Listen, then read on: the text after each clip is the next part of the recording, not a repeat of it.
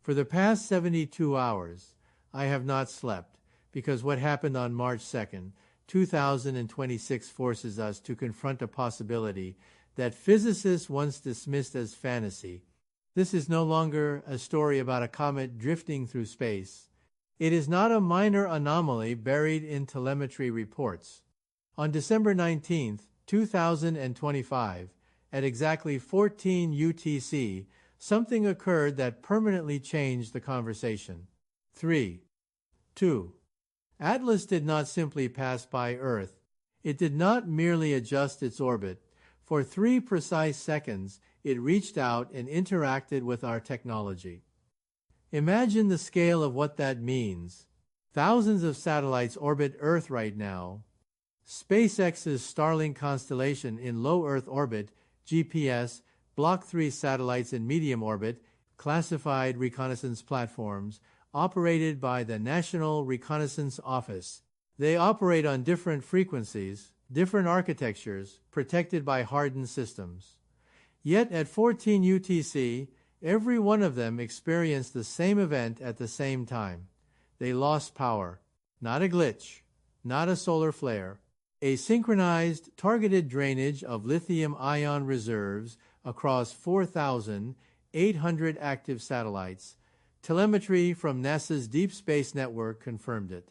The European Space Agency independently verified it. For 3 seconds, the voltage across thousands of independent spacecraft dropped cleanly to zero. There were no explosions, no thermal runaway, no overheating. The energy did not dissipate as heat. It simply vanished. Batteries do not empty themselves instantly without catastrophic failure. If short-circuited, they ignite. We would have seen streaks of fire across the sky, but we saw nothing. It was as if something reached into the chemical bonds and switched off the electron flow itself. The first law of thermodynamics tells us energy cannot be destroyed. It must go somewhere. At that exact millisecond, the ALMA Observatory in Chile detected a reverse polarity absorption field centered on 3-2 Atlas. Instead of emitting radiation, it acted as a sink, pulling energy inward. NASA confirmed the anomaly at 14.5 UTC. ESA confirmed at 14.8. Even China's Tiangong station reported a blackout, 3 global powers, 1 synchronized event. Consider what that implies. This phenomenon did not drain Earth's magnetic field. It did not disturb the Van Allen belts. It specifically targeted artificial systems, distinguishing human-made technology from natural plasma. That level of discrimination suggests understanding. During those 3 seconds, GPS drifted. Stock markets desynchronized. The National Reconnaissance Office escalated immediately, suspecting an EMP or hostile act. Military screens went dark. The power loss graph revealed something even stranger. Instead of a gradual discharge curve, engineers observed a perfect vertical drop, a square wave. At 14 hours and 1 second, batteries were full. At 14 hours and 2 seconds, they were empty. This resembles superconductive tunneling on a planetary scale, a coupling of electromagnetic systems across thousands of miles. Then, at 14 hours and 4 seconds, power returned. But it was not clean DC current. It was modulated, oscillating at 1,420 MHz. The hydrogen line, long considered a universal frequency for interstellar communication. The satellites did not simply reboot, they were receiving a signal embedded within the returning energy. The batteries were instantly recharged to full capacity, yet 14% of older systems suffered fuse failures from data overload. Modern satellites survived and began recording. Humanity had just experienced a blackout, followed by a reactivation carrying information. This was not random interference. It resembled a handshake, a civilization capable of harnessing stellar-scale energy would not broadcast blindly. It would use the listener's infrastructure as the carrier. Our satellites became the message channel. When engineers at the Jet Propulsion Laboratory decrypted the voltage logs, they found structured data embedded in the current, not static, not noise, a file. And what that file contains begins the next phase of this story. And what that file contains shifts this event from a power anomaly into the realm of intelligence. When the power surged back into those satellites at 14 hours and 4 seconds, UTC engineers expected clean restoration logs. Instead, they saw modulation patterns that violated the Shannon limit of information theory. Electricity is supposed to be simple, the movement of electrons from one potential to another. When you charge a device, the current carries no inherent meaning. It is raw flow.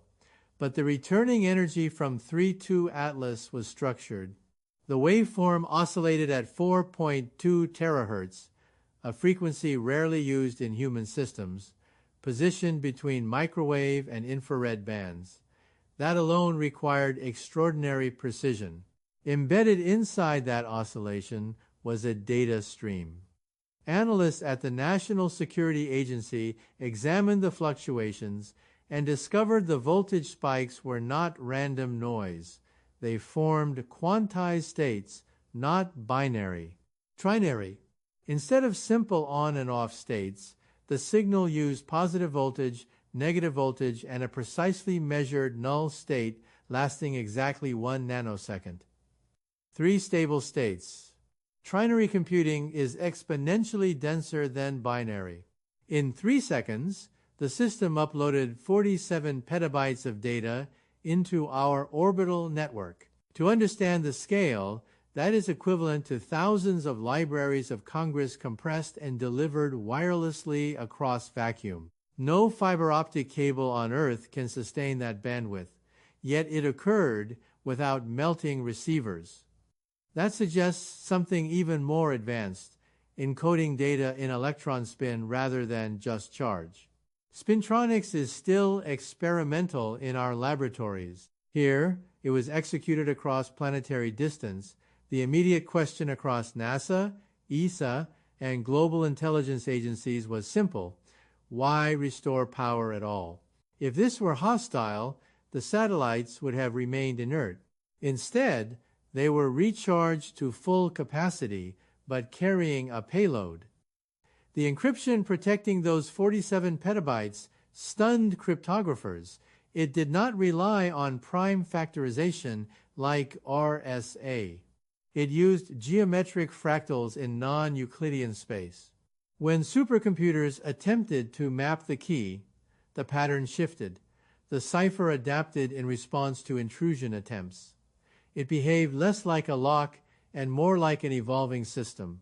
Yet one portion of the file was accessible. The header, just as an email contains a subject line, this transmission included a short, unencrypted preamble in standard binary. It was a sequence of numbers. At first glance, random. Then a graduate student at Caltech recognized the pattern.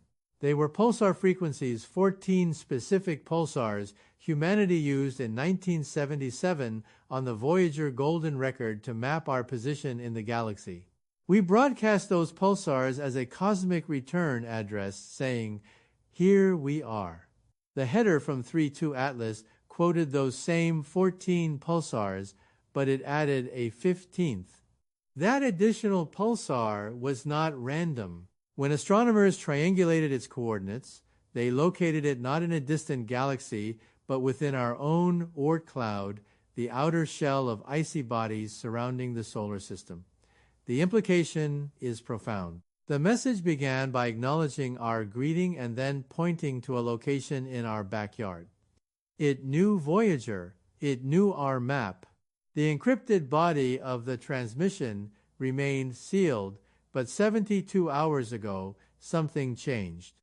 On February 27, 2026, at 3:14 UTC, inside the European Space Agency's Gaia Observatory. A dormant subroutine activated. It was not part of the launch software. It originated within the 47-petabyte payload. Gaia ceased mapping distant stars and redirected its telescopes toward coordinates previously cataloged as empty space. That shift marks the moment the message stopped being theoretical and started becoming visible. That shift marks the moment the message stopped being theoretical and started becoming visible. Gaia was never designed to hunt alien artifacts. Its mission is precision astrometry, measuring stellar positions to micro-arcsecond accuracy in order to map the Milky Way. It does not chase rumors. It follows programmed survey patterns built years before launch. Yet, at 3:14 UTC on February 27, 2026, the observatory interrupted its assigned task and pivoted toward coordinates in our own solar system, right ascension, 18 hours, 36 minutes, declination, minus 38 degrees. According to NASA catalogs, that region contained nothing but sparse dust and background radiation, a void. But Gaia did not treat it as empty. For 19 uninterrupted minutes, it collected high-resolution gravitational lensing data. When the telemetry returned to Earth, the image files were encrypted again by the same evolving trinary structure embedded in the original payload. That alone confirmed the two events were connected. Then a whistleblower within the European Space Agency leaked fragments of the raw lensing measurements before the encryption layer sealed them completely. What those fragments revealed was not a fleet of ships and not an armada poised for invasion. It was a structure, a vast lattice, geometrically precise, absorbing 99.9% of incoming radiation. Optical telescopes cannot see it because it reflects almost nothing. It is effectively invisible against the cosmic background, but gravity does not lie. Gaia measures how starlight bends around mass, and the bending was there. Subtle, consistent, forming a repeating grid pattern. The dimensions suggest something on a planetary scale, yet thin as a filament in cross-section. It does not glow. It does not emit detectable heat. It sits in darkness, passively intercepting light. Stealth technology at a magnitude humanity has never engineered. When analysts overlaid the coordinates from the 15th pulsar in the header onto Gaia's redirected target, the alignment was exact. The pulsar addition was not decorative, it was an instruction pointer. The 47-petabyte transmission was not simply information, it was a key telling our own instruments where to look. For decades we assumed 3-2 Atlas was a transient visitor, a hyperbolic interstellar object passing through on a one-time trajectory. The new interpretation is the opposite. Its path intersected Earth's orbital infrastructure with surgical precision. It drained power, injected data, restored functionality, and departed. That behavior resembles maintenance, not exploration, a diagnostic sweep.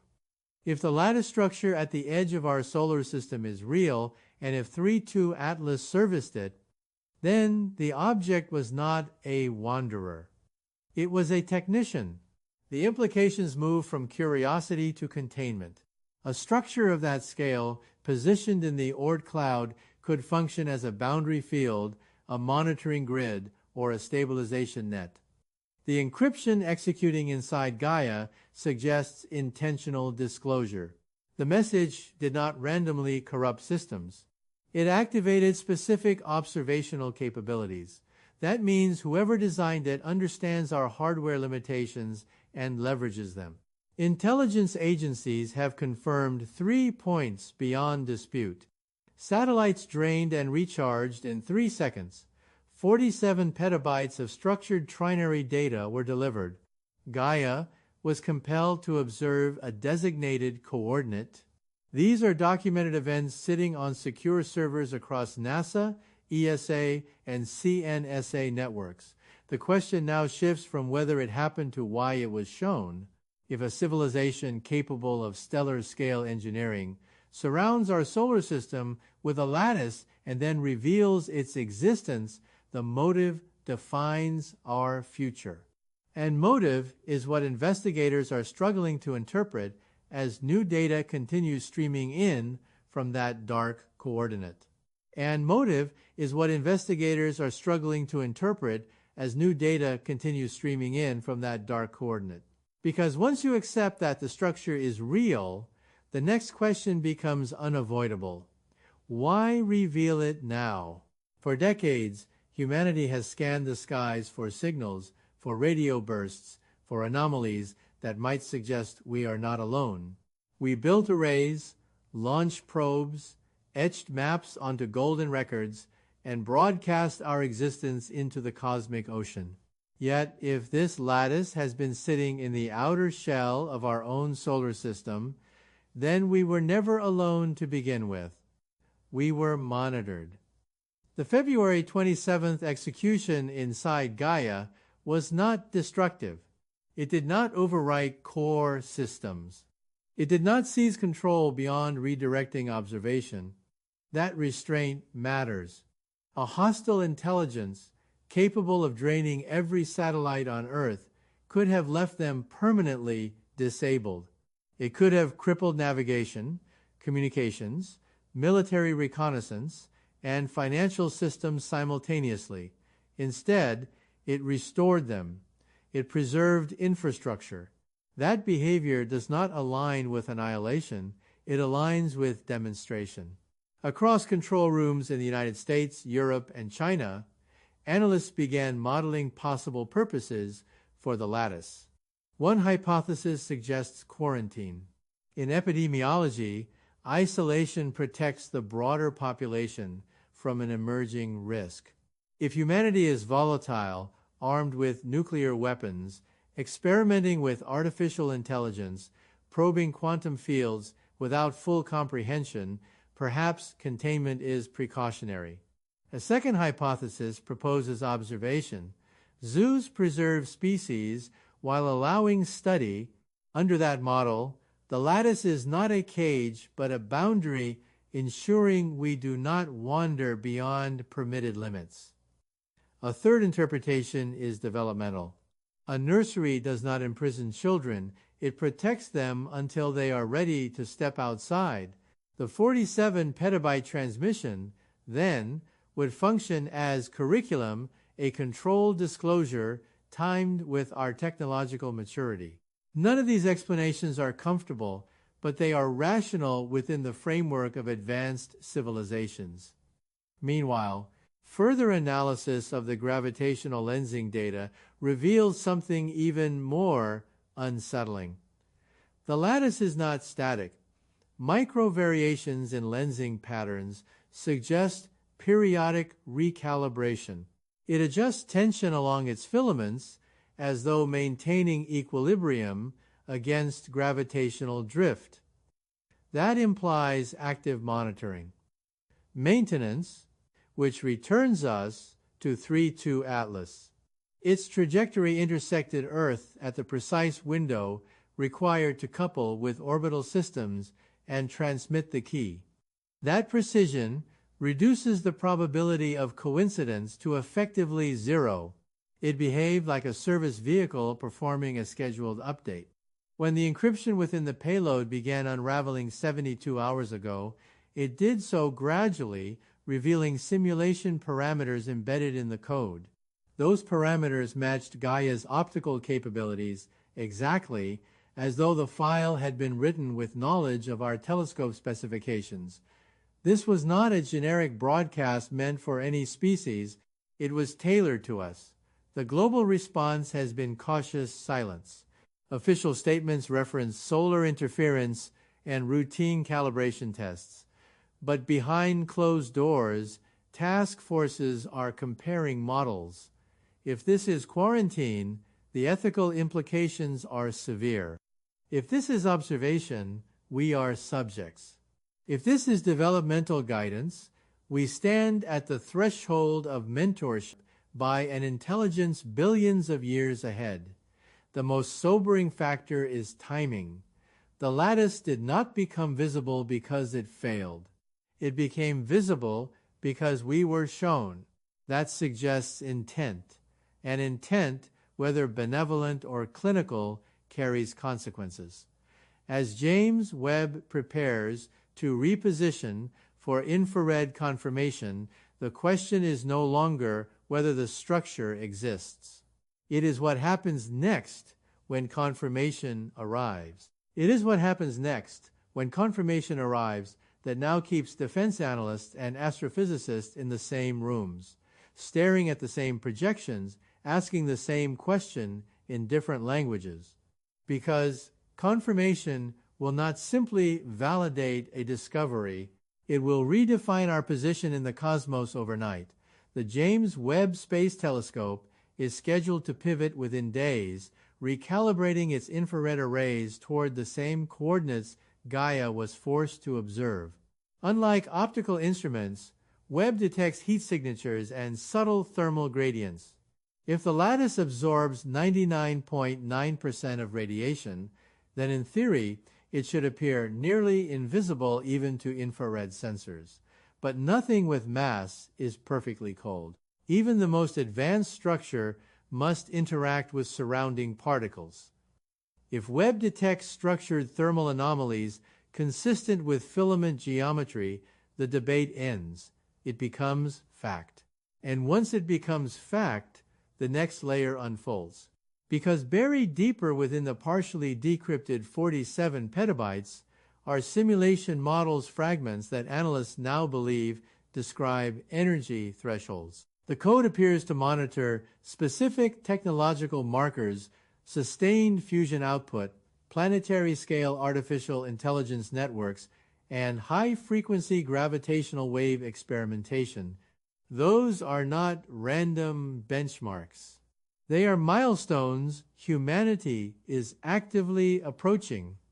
If the lattice functions as a boundary, these thresholds may represent triggers, not weapons, not attacks, triggers for transition.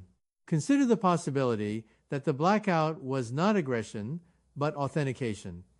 A handshake verifying that our civilization has reached a certain stage of complexity. The pulsar header acknowledged Voyager. The Gaia directive revealed the boundary. The unfolding encryption now hints at criteria. That sequence resembles protocol, not hostility, yet protocol implies hierarchy.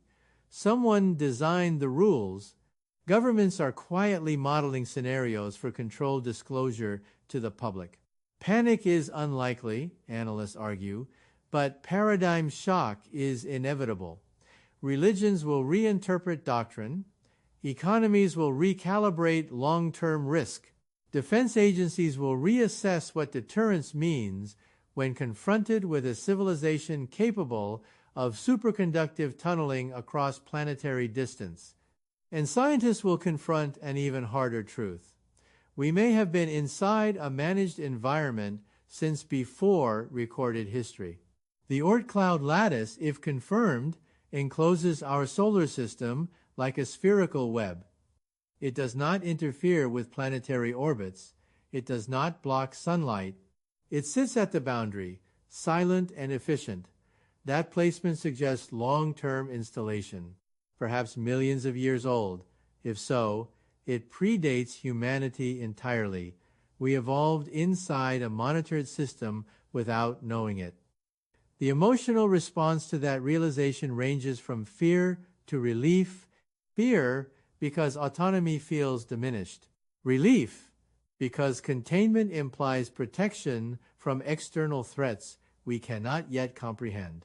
3-2 Atlas, viewed through this lens, was not an invader. It was a courier performing scheduled maintenance and delivering an overdue notification. The satellites were not attacked. They were updated. And as fragments of the encryption continued dissolving, One recurring motif appears in the code: repetition of harmonic ratios tied to the hydrogen line frequency. It is the same universal resonance used in the power return waveform. That consistency suggests deliberate communication framing, like repeating a recognizable melody so the listener understands the source. The final encrypted layers are thinning. Analysts predict full partial decryption within weeks, not months. When that happens, humanity will face a choice. Do we attempt to respond? Do we transmit acknowledgement back through the same hydrogen resonance? Or do we remain silent, uncertain whether further engagement accelerates a timeline we barely understand? The telescopes are aligning, the models are stabilizing, the thresholds are approaching, and the boundary, once invisible, is now undeniably present at the edge of our cosmic backyard. Which brings us to the final and most difficult question of all. If the boundary is real, and if the message was intentional, what does that make us in the eyes of whatever built it?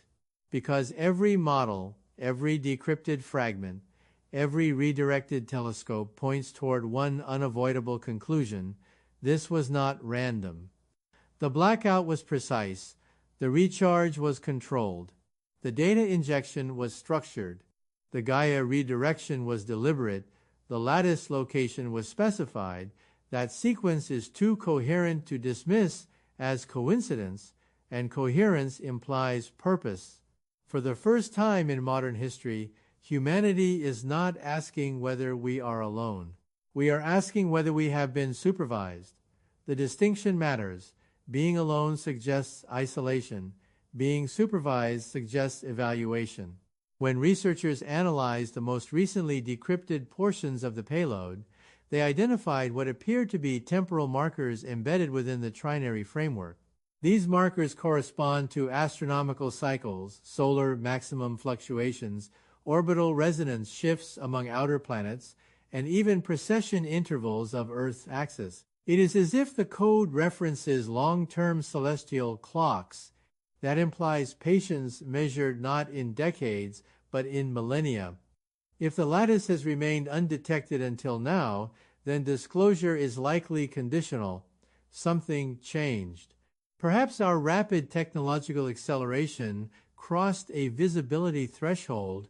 In less than a century, we developed nuclear weapons, global digital networks, artificial intelligence, and gravitational wave detectors.